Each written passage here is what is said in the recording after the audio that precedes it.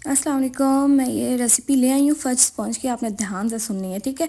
अच्छा, सबसे पहले हम लोग ऑयल डालेंगे। ऑयल जो है ना वो मैं 1 कप डाल रही हूँ, ठीक है। 1 कप से आप 1-2 चमचे निकाल के बाकी आप डाल लीजिएगा। और चीनी जो है ना, चीनी आपने हस्बे ज़रूरत डालनी है। यहाँ पे मैंने जो रेसिपी लिखी हुई है ना, ये 2 एक्स के साथ है, लेकिन मैं यहाँ पे जो बना रही हूँ वो 4 एक्स के साथ है। तो मैं चीनी आपको बताती हूँ आपने कितनी डालनी है। अभी देखें ये सारी ना इसके अंदर घुल रही है ऑयल के अंदर। तो आपने चीनी ऐसे लेनी है कि वो ऐसे ना फ्लोट करे, थोड़ी सी ना, लाइक चीनी की क्वांटिटी थोड़ी सी ज़्यादा हो ऑयल से।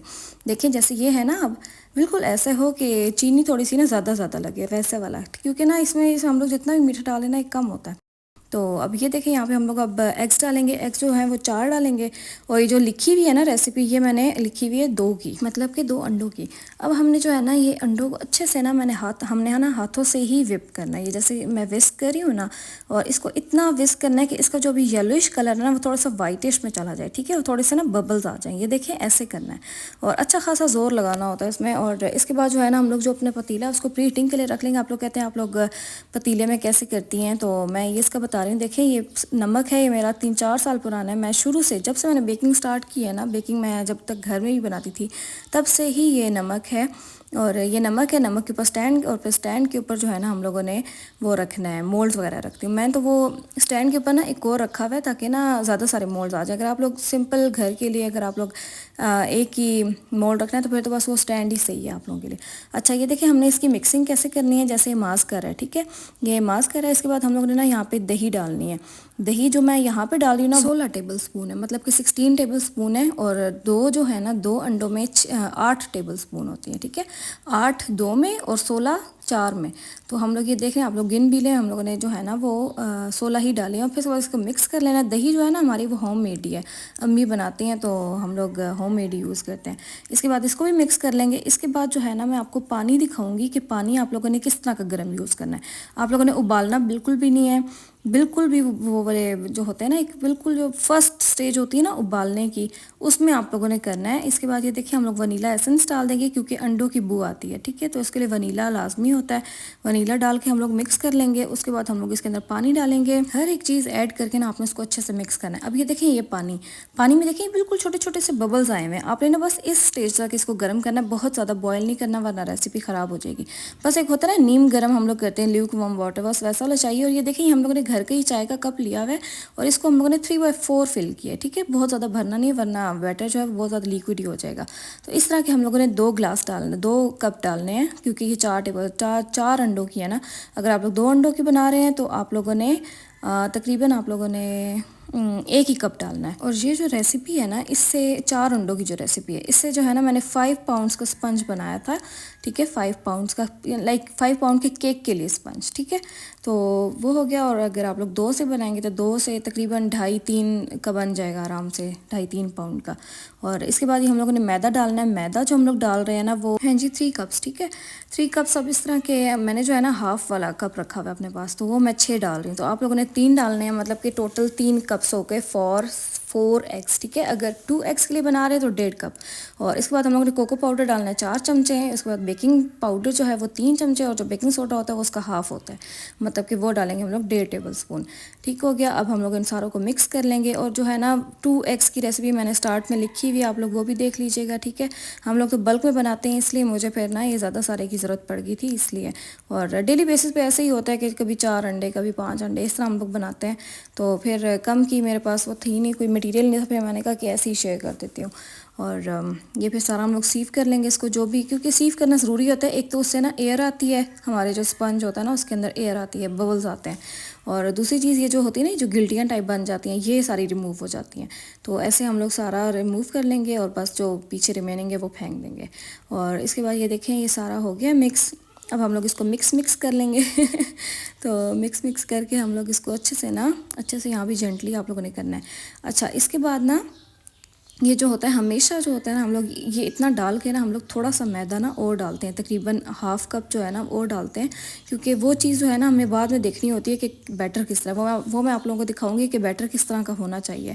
अगर वैसा नहीं है तो थोड़ा सा और मैदा डाल दें, ठीक हो गया। अब ये देखें अच्छे से हम लोग मिक्स कर लेंगे जब तक अच्छे से ना ये वो हो ना जाए एक दूसरे के साथ ना, मिश्रण जो है वो सारे जो मैदे के लम्स हैं वो ख़त्म ना हो जाए। अच्छा अब ये देखें ये अच्छे से मिक्स हो गया। और ये देखें हल्का हल्का से फ़ौरन से ना बैटर मिक्स हो रहा है बाकी के अंदर, देखें यहाँ पे ना बैटर को थोड़ा सा स्टे करना होता है, ठीक है, लेकिन वो नहीं हो रहा है, तो इस वजह से ना हम लोग थोड़ा सा और मैदा डाल देंगे। ठीक है, अभी यहाँ पे जो है ना हम लोग तकरीबन ना हाफ कप डाला है, थोड़ा सा उससे ना बस निकाल लें। एक जो है 1 टेबल स्पून हम लोगों ने कोको पाउडर डाला है, इसको बस हम लोग सीव करना बहुत ज़्यादा ज़रूरी होता है। ऐसे मैदा कभी भी नहीं डालना है, ठीक है, वरना ये जो गुठलियाँ होती हैं ना ये फिर ख़त्म नहीं होती हैं, ये फिर मैदे के अंदर आती हैं और ऐसे फिर एयर वगैरह भी प्रोड्यूस नहीं होती है, तो वो जो होता है ना वो रबर टाइप बन जाता है आपका स्पंज, वो फूलता नहीं है, तो ये रीज़न भी होती है। ठीक है, आप लोग जो कहते हैं ना हमारा स्पंज फूलता नहीं है, तो वो ये रीज़न होती है।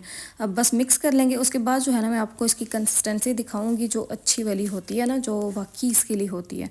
तो ये मैं बस इसलिए आप लोगों को रेसिपी शेयर कर रही हूँ क्योंकि काफ़ी ज़्यादा ना इसमें चेंजेस की थी हम लोगों ने। ये शेफ़ नईम की रेसिपी थी, लेकिन हम लोगों ने ना अपने अकॉर्डिंग इसकी की थी चेंजेस वगैरह की थी।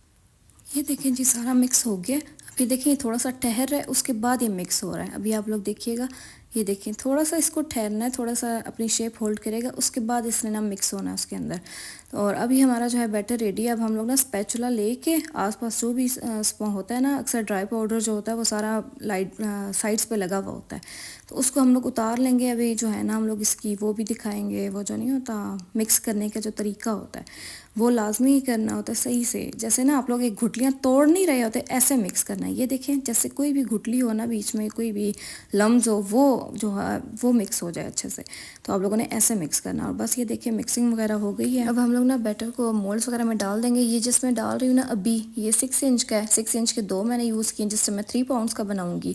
और इसके अलावा ये जो बाकी के 2 छोटे उस साइड पे पड़े हैं वो 5 इंच के हैं, उनसे 2 पाउंड्स का बन जाएगा।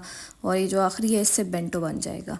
तो ये मतलब कि इसकी मेजरमेंट होती है 3 पाउंड, 2 पाउंड और 7 इसके बन जाएगा एक बेंटो।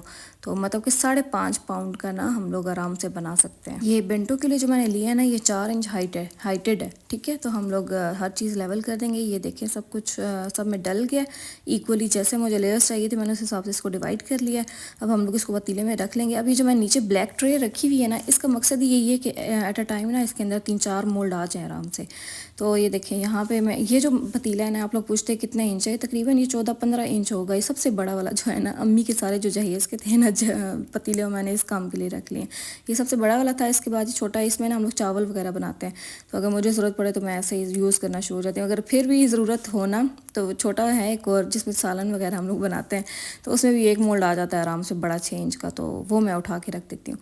तो ऐसे जो है ना मेरी बेकिंग होती है। आप लोग समझते होंगे मैं भी मारती हूँ, लेकिन मेरी बेकिंग ऐसी ही होती है क्योंकि हमारा जो ओवन है ना वो बिल्कुल छोटा सा, और उसमें बेकिंग नहीं करनी आती, उसमें बस मुझे ना चीज़ें गर्म करनी आती हैं। हालांकि वो है केक वाला ही है, लेकिन उसमें मैंने बनाया नहीं है कभी, क्योंकि उसमें एट अ टाइम सिर्फ एक ही मोल्ड आता है, तो ऐसे फिर बिजली ज़ाया करने का फ़ायदा ही नहीं होता। बाकी ना ढक्कन के नीचे जो है मैं ये ऐसे कपड़ा रख देती हूँ और उसके ऊपर ना कोई भारी सी चीज़ रख दी, ताकि जो अंदर की है ना हीट वो एस्केप ना हो। और अब यहाँ पे देखें, यहाँ पे हमारे स्पंजेस बन गए, और ये ऊपर से फटे क्यों हैं, क्योंकि यहाँ पे ना टेम्परेचर डिफरेंस आ जाता है। आप लोग कहते हैं ना हमारे फट जाते हैं, तो उसकी यही रीज़न होती है कि पतीले का जो टेम्परेचर होता है ना वो ज़्यादा हो जाता है। ठीक है, उसकी वजह से फट जाते हैं, वरना मेरे बाकी जो है ना वो मैं अभी दिखाऊंगी वो अच्छे बन गए। हमारी तो ना कभी गैस आती है कभी जाती है, तो उसकी वजह से ना कभी चूल्हे तेज़ हो जाते हैं, कभी आहिस्ता हो जाते हैं, फिर हमें बार बार जाके देखने पड़ते हैं। अभी देखें बाकी बिल्कुल फ्लैट बने। ये जो रेसिपी है ना बिल्कुल परफेक्ट है, लेकिन बस वही कहते हैं टेम्परेचर डिफरेंस हो ना तब जाके रेसिपी ख़राब होती है, जब टेम्परेचर प्रॉपर ना हो। ठीक है, तो उसकी भी मैंने आप लोगों को रीज़न बता दिया। अक्सर टेम्परेचर ज़्यादा होने की वजह से भी नहीं बनता है।